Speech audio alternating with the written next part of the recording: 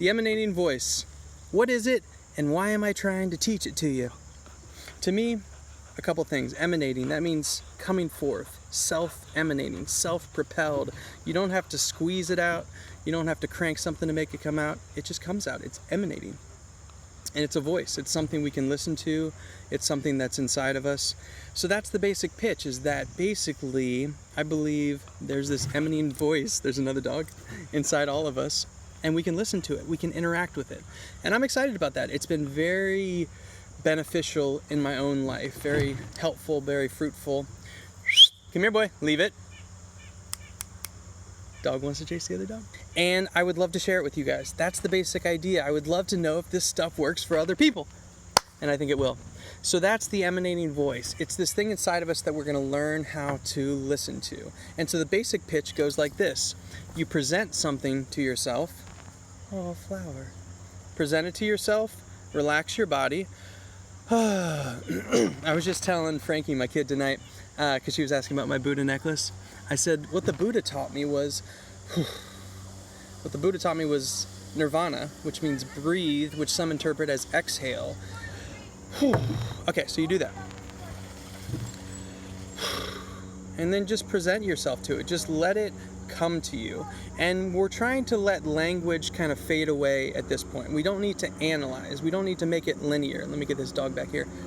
Come on, boy. We don't need to say, this is a flower that has green and is tall and is bigger than some and smaller than others. And what do I feel about it? Well, if it's this kind of yellow, but I don't like yellow, none of that. You don't have to analyze it. There's no work. There's no effort. There's no crank that's going on. All you do is relax. Put this thing in front of you and let it come to you. And I think about it as letting every point along this thing come to you at once. That's the getting away from the that's kind of delinearizing this thing, taking it from a line and letting it come to us at once. So just let every point kind of come towards you in the same way that if you had a beet-soaked rag, you know, those plants, the beets, a beet-soaked rag, and you put it in a bowl of clean water and just let it there, you don't have to make that beet color emanate to the entire bowl. It'll just go there. It'll just by natural processes, it'll open up to it. So that's the idea. You take this flower, you put it in front of you, you just let the energy of the flower, there's color, there's texture, my fingers itch a little bit, there's things that this flower is putting out. You just let all of it come to you at once. You don't have to see sights, you don't have to hear sounds, you don't have to do anything. There just are sights, there are sounds, just let them come towards you. So, exhale, let the flower come towards you.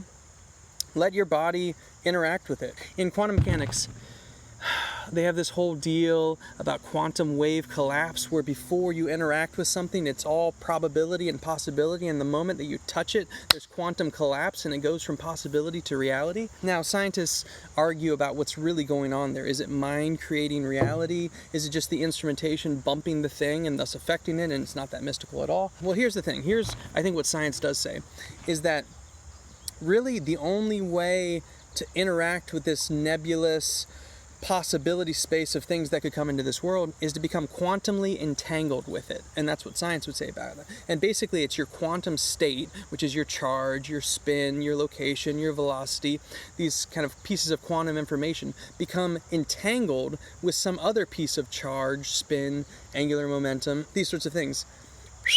Come here, boy. Come on, Sage. So you have one thingamajig, you have another thingamajig, and they become quantumly entangled.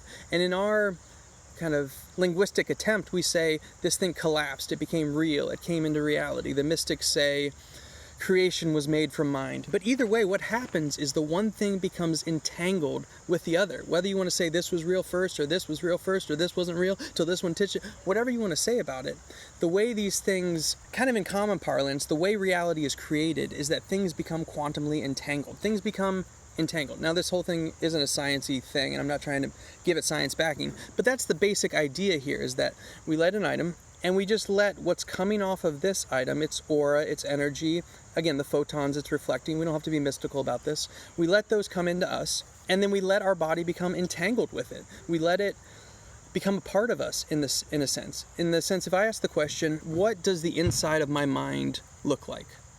I mean, I know what the outside of my head looks like. It's kind of light brownish. But what does the inside of my mind look like? Not even what does the outside of my mind, what does that pink brain look like? No, what did the inside of my mind look like? Seiji, come here, boy. Well, when I put this in front of me, this is what the inside of my mind looks like. In that light comes, it hits this flower, those photons bounce into my eyeballs at a certain wavelength, that travels through kind of neuro connections, basically electrical connections, based on the chemicals that are stimulated from the photons, and it creates a new configuration in your mind. I mean, this is just scientifically, not mystically. Scientifically, what's happening, we would say, it creates a new configuration in your mind. And then I would say, create a metaphor for that configuration, and that metaphor is basically what we see when we look at this. And I say a metaphor because it's not exactly reality, because even science would say that when you see this flower, it comes in your eyes, it's actually upside down. Because of the shape of your lens, it inverts and hits the back of your retina, but your mind flips it back over, because the metaphor of having everything upside down isn't as useful, because when I drop this, I expect it to go down and not up. So your mind doesn't just show you exactly what it gets, it creates a representation, it creates a metaphor. Anywho, so here's the practice of listening to the emanating voice. Exhale. Relax your shoulders. I mean, this in the West is where we carry most of our tension. I work like this every day. But you don't have to like, oh, I'm a posture man now. Just let it go. Just let that tension go. If your shoulders, I mean, you don't want them really to fall forward. It'd be better if they kind of fall backward, but just let them fall down. Just exhale. Pick up your item. Let it come to you. Interact with it, and then all you have to do is study your reaction. All you have to do is see how your body feels at that point. We're going to check in with the muscles in our chest. We're going to check in with our back. We're going to check in if we feel like someone was like, boom, and it scared us.